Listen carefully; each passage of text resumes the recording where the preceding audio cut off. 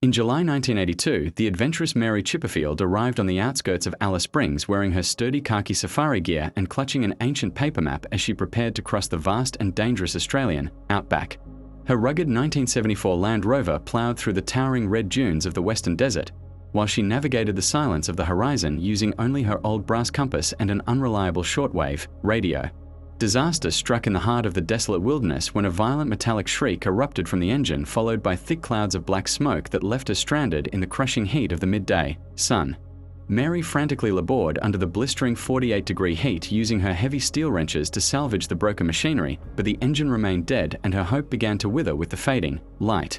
As the sun dipped below the jagged orange skyline, she sat alone beside her silent vehicle, listening to the cold desert winds, while the vast expanse of the starry sky made her feel small and utterly insignificant. With her water supplies dwindling to a critical level, she abandoned the safety of her vehicle and trekked into the unknown terrain, wearing her worn desert boots and praying for a sign of salvation in the endless sand.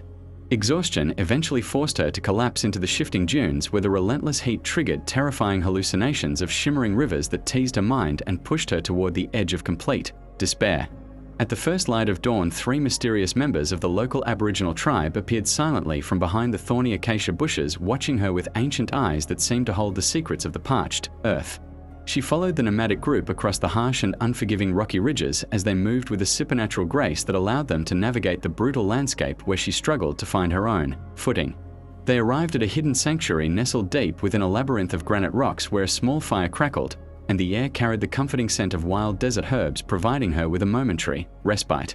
The tribal leader knelt beside a withered tree and taught her how to dig deep into the dry soil to extract hidden roots that held the precious life-sustaining moisture she needed to survive the lethal drought. As she squeezed the liquid from the fibrous roots, Mary felt the cool water revitalize her parched throat, and for the first time she realized that the desert was not a barren wasteland but a hidden reservoir.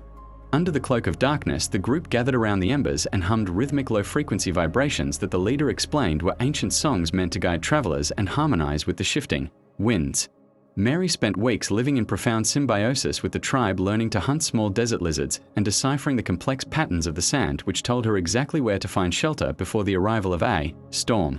She stood alone in the center of the vast plateau, with her eyes tightly closed, finally understanding how to interpret the subtle calls of the desert, which now felt like a familiar voice speaking directly to her soul. The tribal elders guided her toward a distant dirt track where they offered her a small stone pendant as a token of their wisdom before they vanished back into the landscape like a mirage in the heat. She walked alone toward the horizon until she finally reached a dusty highway where the headlights of a massive road train cut through the twilight to reveal a sight of salvation she had long ago ceased to expect. The elderly truck driver stared in total disbelief at the sight of this ragged woman emerging from the deep desert as she climbed into the cab and took one last lingering look at the wild expanse that had changed her forever.